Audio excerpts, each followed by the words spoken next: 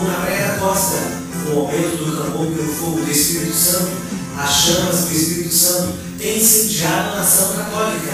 Os incendiários, como são conhecidos esses jovens cheios do Espírito Santo, prometem incendiar a igreja da Bom Pastor, ao lado do shopping Praia da Costa.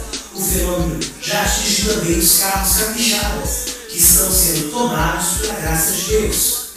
O Incendeia é neste sábado, dia 20, na igreja Bom Pastor, ao lado do shopping Praia da Costa. Incendeia!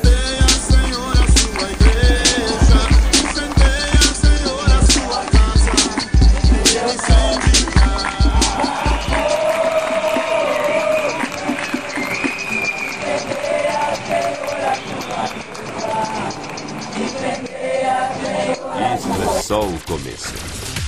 Este lugar vai tremer, yeah, porque Jesus presente aqui está.